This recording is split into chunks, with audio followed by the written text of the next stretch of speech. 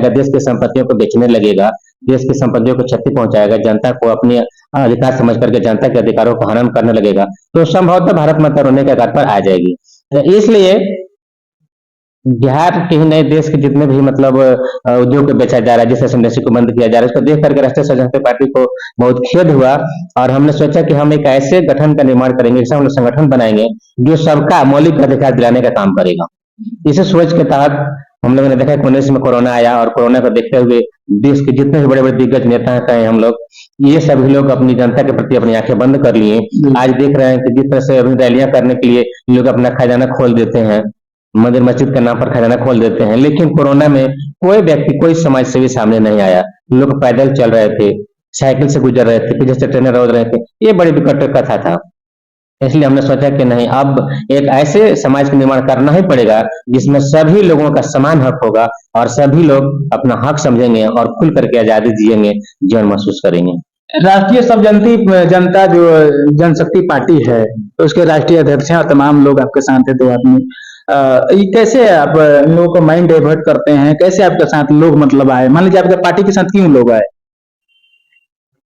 देखिए, जिस तरह से अभी देश में रोजगार खत्म हो रहे हैं, जिस तरह से इंडस्ट्रीज खत्म हो रही हैं, बेरोजगारी बढ़ रहा है, तो एक तरफ से बढ़ती हुई महंगाई, शिक्षा, बेरोजगारी को लेकर के देश के सभी लोग चिंतित हैं। बहुत सारे व्यवसायी लोग पार्टी से जुड़े हुए हैं, बहुत सारे उद्योगपति लोग भी जुड़े हुए हैं, लेकिन लोगों का एक ही कहना है कि सर पहली वाली हालात अभी नहीं रही। अभी देखिए, जिस तरह से शिक्षा को खत्म किया जा रहा है, इंडस्ट्रीज को बंद किया। अभी कुछ दिन पहले सुना था कि प्रधानमंत्री का एक कथन था कि हमने 3 लाख कंपनियों को ताले लगा दिए। तो एक कंपनी खोलने के लिए एक व्यक्ति को कितना परिश्रम करना पड़ता है, लेकिन कोई ऐसा भी व्यक्ति है देश में जो कहता है कि हमने 3 लाख कंपनियों को ताले लगा दिए। ये सोचने की बात है। अगर एक कंपनी में मान लेते हैं 10-20 लोग ही काम करते हैं, तो 3 लाख कंपनी में कितने लोग काम करते होंगे? इस तरह से देश में कितनी बेरोजगारियां बढ़ गई। तो ये लोगों का जिस तरह से हनन कर रहे हैं ना, इसके ठीक सोच के उल्टा राष्ट्रीय सब जनशक्ति पार्टी काम करती है। पार्टी की मूल सोच है कि नहीं, जितने भी जनता है, जितने भी नागरिक हैं, पढ़े लिखे युवा शिक्षित लोग हैं, सबको उनकी योग्यता के अनुसार नौकरी मिलना चाहिए। सबको शिक्षा, सम्मान, चिकित्सा, रोजगार का हक है, ये उनको मिलना चाहिए। इसी सोच के तहत राष्ट्रीय सब जनशक्ति पार्टी काम करती है और देश के सभी युवाओं से, सभी जनता जनार्दन से अपील करती है कि आने वाले समय में आप सभी अपने प्रतिनिधियों से जरूर 5 सवाल पूछिए, और प्रतिनिधियों से जब तक आप पूछेंगे नहीं, जन नेताओं की रैलियां नहीं रुकेंगे, तब तक आपके क्षेत्र में विकास नहीं होगा। और विकास के लिए, जनता के हक के लिए राष्ट्रीय सब जनशक्ति पार्टी अकेले सभी सीटों पर चुनाव लड़ रही है। बाकी अन्य पार्टियों का आप देख लीजिए, जनता देख भी रही है कि कोई दल बदलू है तो कोई सल्टू है, कोई इधर जाता है, कोई उधर जाता है, ये बराबर पलटने सुलटने का काम करते हैं। इन सभी जुमले से हट करके राष्ट्रीय सब जनशक्ति अकेले चुनाव लड़ रही है। एक और एक नहीं, ये लोग सिमटते हैं, सिमटने दीजिए, पलटते हैं, पलटने दीजिए। अभी देखिए, फिर पलटू राम कहीं जा रहे हैं, कोई पलट सकते हैं, इसकी कोई समय का आंकड़ा नहीं है। सल्टू पलटू की आप बात कर दिए, तो किसको आप निशाना कर रहे हैं? साफ तौर पर हमारे दर्शक जानते होंगे। अभी वर्तमान की जो स्थिति है बिहार की, आपको भी पता होगा, आप लोग पार्टी के राष्ट्रीय अध्यक्ष, आपको कोई बताने की आवश्यकता नहीं। इसको लेकर के क्या कुछ कहिए, बिहार की राजनीति कैसा है अभी? देखिए, जिस मिट्टी में हम जन्मे वो अपनी जिम्मेदारी है। भारत अपनी माँ है और सब माँ की हम पे कर्जेदारी है। अभी देश में जिस तरह से बिहार के लोग अछूता जाने जाते हैं, अपने ही देश में बिहारी लोग सभी राज्यों से भगाए जाते हैं। ये एक एक बच्चा जान चुका है कि बिहारी का किसी भी देश में, किसी भी राज्य में इज्जत नहीं है। बिहार के लोग किसी भी बड़े बड़े शहरों में जो काम करते हैं तो कहते हैं कि सर हम लोग जब निकलते हैं तो लोग कहते हैं कि बिहारी आ गए। और एक आम नागरिक की बात नहीं है, बड़े बड़े कार्यों में, जो कार्यालयों में जो आदमी काम कर रहा है, बड़े बड़े जो विभाग हैं, अधिकारी हैं, उन लोगों का भी हीन नजर से देखा जाता है। उनको भी कहीं ना कहीं बिहारी शब्द कह के सम्मानित किया जाता है। और बिहार से जितनी भी ट्रेनें जाती हैं, स्पष्ट सब व्यक्ति जानते हैं कि इनको मजदूरों की खेप कही जाती है, लेबर सप्लाई ट्रेन कहा जाता है। और किसी भी आप बड़े बड़े शहरों में जाकर के पता कर लीजिए, बिहार से जितनी भी ट्रेनें जाती हैं, सबको लोग बिहारी नाम से संबोधित करते हैं, कहते हैं कि बिहारी आ गए, मजदूरों की खेप आ गई। तो हम ये बिहार के मुख्यमंत्री हैं या जो हमारे देश के प्रधानमंत्री हैं, उनसे हम पूछना चाहते हैं कि क्या आपने कभी बिहारियों के प्रति आज तक कोई बैठक की है? ये लोग अभी आज तक बिहार के प्रति कोई बैठक नहीं किए। बिहारियों को हमारे जो पूर्व मुख्यमंत्री थे माननीय सुशील बाबू कहे थे कि हम देश को सस्ता श्रमिक देंगे। तो देश को सस्ता श्रमिक मतलब बिहार का लेबर सप्लाई राज्य बना रहे हैं। इसी के लिए ये लोग शिक्षा खत्म कर रहा है। चिकित्सा के लिए आज बिहारी क्या, चिकित्सा के लिए भी दूसरे राज्य पर निर्भर है, शिक्षा के लिए भी दूसरे राज्य पर निर्धारित है, श्रम के लिए भी दूसरे राज्य में जाते हैं। तो हम बिहार की जनता से पूछना चाहते हैं, तो ये अपील भी करते हैं कि आप बताइए कि बिहार में आप वोट करते हैं, नेता बिहार में चुनते हैं, तो बिहार के लड़के उधर राज्य में पढ़ने क्यों जाए? बिहार के बाद दूसरे राज्य में रोजगार के लिए क्यों जाएं? उनको बिहार में ही शिक्षा, चिकित्सा और रोजगार मिलना चाहिए।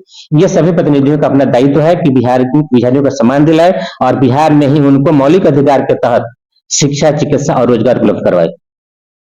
चलिए, आने वाले समय में जो लोकसभा चुनाव है 2024 आ गया है और कुछ ही दिनों में आचार संहिता जो लग जाएगा।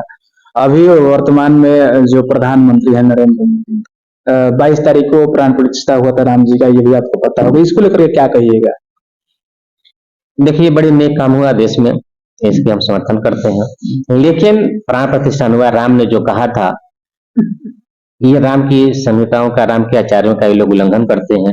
एक तरफ राम ने कहा कि सब मेरे हैं। जो राम को जानता है वो कहता है कि सिया राम है सब जग जानी। जिसने भी राम को जाना, एक ही शब्द कहा है कि सिया राम है सब जग जानी और हम प्रणाम जोर जुग पानी। लेकिन एक तरफ हम राम की प्रतिमा बैठा रहे हैं और दूसरी तरफ लगभग 4500 घरों को अयोध्या में तोड़ दिया गया। बच्चे बिलख रहे हैं, लोग कह रहे हैं कि हम लोग 70 साल से रह रहे थे, उनकी इस ठंड में लोगों का छत छीन लिया गया, लोगों की घरें गिरा दी गई। बच्चे कह रहे हैं कि सर मेरी परीक्षा है, हम कैसे तैयारी कर पाएंगे? तो ये बहुत माने निंदनीय घटना है, इसको नहीं करना चाहिए सरकार को, इसकी हमको निंदा करते हैं। और वर्तमान में जो उप मुख्यमंत्री हैं, उन्होंने राम मंदिर को लेकर के कुछ कटाक्ष किया था, उसको आप सुने थे? देखिए, नेताओं की अपनी ये, जब तक ये लोग कटाक्ष नहीं करेंगे, इनका काम है कि औरत से मर्द को लड़ाना, हिंदू को मुस्लिम से लड़ाना, अभी तो नेता है, अभी तो नेता है। ये लोग इस तरह से जाति पात का नफरत इंसान के मनों में घोर दिए हैं कि शुक्रवार को, जैसे हम लोग बात करते हैं हिंदू मुसलमान, तो दिन को भी बंटवारा कर दिया गया है। शुक्र तेरा, सोमवार मेरा, शुक्रवार तेरा, मतलब कि मुसलमान लोग शुक्रवार को करेंगे और हिंदू लोग सोमवार को करेंगे। दिन का ही बंटवारा कर दिया गया। जो प्रकृति का अनमोल चीज है सूरज चांद, उसने भी कहा दिया कि सूरज तेरा चांद मेरा।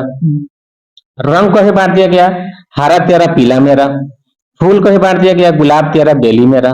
तो ये इस तरह से जातिवाद का नफरत इंसान के दिनों में घोर दिया गया है कि जब चुनाव का टाइम आता है तो हिंदू मुसलमान करते हैं और जितने भी हिंदू मुसलमान के नाम पर वोट लेते हैं। अब ऐसा नहीं चलेगा। अब जनता समझ चुकी है, जनता काम खोज रही है, 5 सवाल पूछ रही है और नहीं देने पर जनताओं का प्रतिरोध हो रहा है।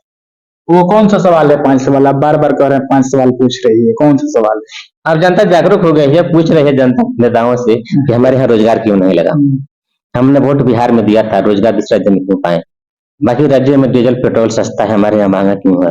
हमारे विद्यालय में पढ़ाई नहीं है, दूसरे राज्यों के विद्यालय में पढ़ाई है। हमारे विद्यालयों में बेंच नहीं है, बिजली नहीं है, लाइट नहीं है, बच्चों के बैठने की व्यवस्था नहीं है। आधा सत्र निकलने के बाद पुस्तकें बांटी जाती हैं। ये बिहार की मैंने बहुत उलझन की स्थिति है और बिहार का शिक्षा इसी को लेकर के दिन पर दिन पिछड़ते जा रही है। अब जनता जागरूक है और जनता सवाल पूछ रही है। चलिए, 2024 आने वाला चुनाव को लेकर के क्या कुछ कहिएगा? आपका पार्टी किस तरह से उम्मीदवार उतारेगी? 2024 में जो चुनाव होने जा रहे हैं सभी राज्यों में, इसके लिए राष्ट्रीय स्वयं शक्ति पार्टी का स्पष्ट एजेंडा है। पार्टी अपने 13 जो सूत्रीय मांग बनाई है उसी के तहत चुनाव लड़ेगी और सभी पार्टियों से अलग स्वतंत्र सभी सीटों पर पार्टी स्वतंत्र चुनाव लड़ेगी। तो इसके साथ कोई गठबंधन नहीं है और पार्टी पहले से ही अपना एजेंडा जारी कर चुकी है कि हमें क्या क्या करना है। पार्टी का एजेंडा शायद आपको मिला भी होगा कि पार्टी 20 किलोमीटर का टोल माफ करेगी, सभी राज्यों से बिहार में सस्ता डीजल पेट्रोल उपलब्ध करवाएगी। तो इस तरह के 13 जो पार्टी की जो मांग है इस पर पार्टी काम कर रही है और सभी सीटों पर चुनाव लड़ेगी। किस तरह से आपके पार्टी से मतलब लोग किसी को जुड़ना हो तो किस तरह से आप जुड़े? पार्टी से जुड़ने के लिए देखिए सोशल मीडिया से भी जुड़ा सकता है। पार्टी का जो ऑफिशियल मोबाइल नंबर है, ईमेल आईडी है, उससे भी जुड़ सकते हैं।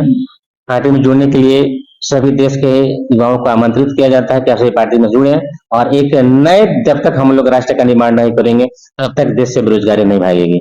बेरोजगारी भगाने के लिए सभी युवाओं को जागरूक होना पड़ेगा और राष्ट्रीय सब जनशक्ति पार्टी से जोड़ना पड़ेगा, तभी जाकर के देश का कल्याण होगा। चलिए, दर्शकों से क्या कुछ अपील करिएगा?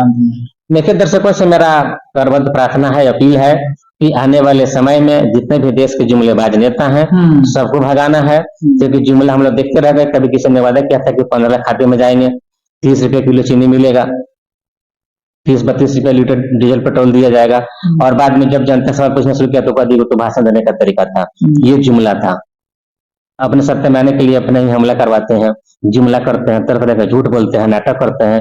अभी देश की जनता से अपील है कि जागरूक होकर के जितने भी जुमलेबाज नेता हैं, दल बदलू हैं, पलटू सल्टू हैं, सबको त्याग करके एक स्वच्छ गठन का निर्माण कर स्वच्छ सरकार बनाए, तभी जाकर के देश का कल्याण होगा।